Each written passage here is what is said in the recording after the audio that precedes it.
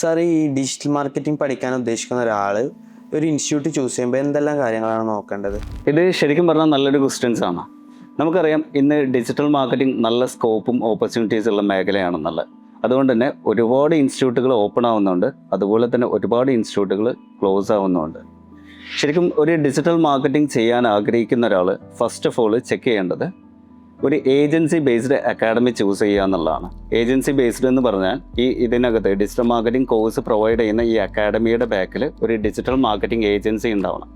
അത് recently start ചെയ്താൽ വരുന്നത്. അവർക്ക് പ്രീവിയസ് ഹിസ്റ്ററീസ് വേണം. ഏകദേശം ഒരു 3 years അല്ലെങ്കിൽ ഒരു 5 years 8 years ഹിസ്റ്ററി ഉള്ള അക്കാഡമി ആണെന്നുണ്ടെങ്കിൽ അവിടെ അതിനകത്ത് കോഴ്സ് പ്രൊവൈഡ് ചെയ്യുന്ന ആ ഒരു അക്കാഡമി കോഴ്സ് പ്രൊവൈഡ് ചെയ്യുന്നുണ്ട്. അവിടെ റിയൽ ഒരു എക്സ്പീരിയൻസ് ലേണിംഗ് ആയിരിക്കും വരിക.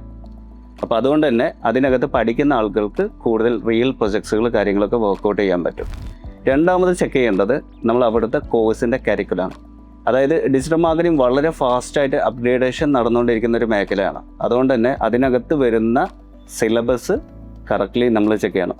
ഇൻഡസ്ട്രി അപ്ഡേറ്റഡ് ആയിട്ടുള്ള സിലബസ് ആയിരിക്കണം. നമുക്കൊക്കെ അറിയാം ഗൂഗിൾ മെറ്റൊക്കെ ഒരുപാട് ഫാസ്റ്റ് ആയിട്ടുള്ള അപ്ഡേറ്റ്സുകൾ കൊണ്ടുവരുന്നുണ്ട്. ഈ അപ്ഡേറ്റ്സുകളൊക്കെ നമ്മുടെ സിലബസിൽ ഇൻറ്റഗ്രേറ്റ് ചെയ്ത് വന്നുകൊണ്ടേ ഇരിക്കണം. അല്ലാതെ ഓൾഡ് ആയിട്ടുള്ള സിലബസ് പഠിച്ചിറങ്ങി കഴിഞ്ഞാൽ നമ്മൾ മാർക്കറ്റിൽ നിന്ന് പുറത്തായിരിക്കും. നമുക്ക് പുതിയ സ്ട്രാറ്റജിയോ കാര്യങ്ങളോ വർക്കൗട്ട് ചെയ്യാൻ പറ്റില്ല.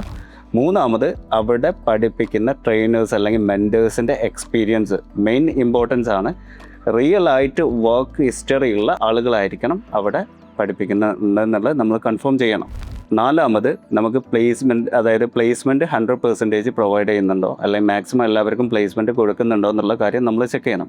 അത് നിങ്ങൾക്ക് ചെക്ക് ചെയ്യണമെന്നുണ്ടെങ്കിൽ പ്രീവിയസ്ലി എവിടെ പഠിച്ചിറങ്ങിയിരിക്കുന്ന കാൻഡിഡേറ്റ്സിൻ്റെ അടുത്തുനിന്നോ അല്ലെങ്കിൽ അവരുമായിട്ട് കമ്മ്യൂണിക്കേറ്റ് ചെയ്ത് കഴിഞ്ഞാൽ ക്ലിയർ ആയിട്ട് നിങ്ങൾക്ക് ചെക്ക് ചെയ്യാൻ പറ്റും. അഞ്ചാമത് നമുക്ക് ഇതിനകത്ത് ഇൻറ്റേൺഷിപ്പ് അവർ പ്രൊവൈഡ് ചെയ്യുന്നുണ്ടോ എന്നുള്ള കാര്യം കൂടി ചെക്ക് ചെയ്യണം.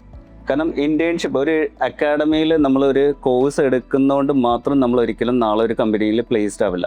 എല്ലാ കമ്പനീസിനും വേണ്ടത് റിയൽ ആയിട്ട് വർക്ക് എക്സ്പീരിയൻസ് ഉള്ള ആളുകളെയാണ്. അപ്പോൾ അതുകൊണ്ട് തന്നെ നമ്മൾ ഒരു കോഴ്സ് ചെയ്യുന്നതിനോടൊപ്പം തന്നെ ലൈവായിട്ടുള്ള ക്ലയൻസിൻ്റെ പ്രൊജക്ട്സുകളും കാര്യങ്ങളൊക്കെ ചെയ്ത് നമ്മുടെ പോർട്ട്ഫോളിയോ ബിൽഡ് ചെയ്യാൻ പറ്റുന്ന ഒരു ഇൻറ്റേൺഷിപ്പ് കാര്യങ്ങൾ പ്രൊവൈഡ് ചെയ്യുന്ന അക്കാഡമി ആണോ എന്നുള്ള കാര്യം കൂടി ചെക്ക് ചെയ്താൽ ഇത്രയും കാര്യങ്ങൾ പ്രോപ്പറായിട്ട് ഡീറ്റെയിൽ ആയിട്ട് ചെക്ക് ചെയ്യുക. എന്നിട്ട് അതിൽ ബെസ്റ്റ് ആയിട്ടുള്ള ഒരു അക്കാഡമിയിൽ ചൂസ് ചെയ്യുക എന്നുള്ളതാണ് ഏറ്റവും ഫസ്റ്റ് ഓഫ് ഓൾ നമ്മൾ ചെയ്യേണ്ടത്. അല്ലാന്നുണ്ടെങ്കിൽ ഒരിക്കലും നമുക്ക് പഠിക്കാൻ പറ്റും, പക്ഷെ ഒരിക്കലും ജോബ് എന്ന് പറയുന്ന കാര്യം ഭയങ്കര ഡിഫിക്കൽട്ടായിരിക്കും. കാരണം മാർക്കറ്റ് ഭയങ്കര ഡിമാൻഡ് ഉണ്ടെങ്കിൽ പോലും അതിനകത്ത് ഏറ്റവും എക്സ്പേർട്ട് ആയിട്ടുള്ള ആളുകൾ മാത്രമേ കമ്പനീസ് ഹയർ ചെയ്യുന്നുള്ളൂ.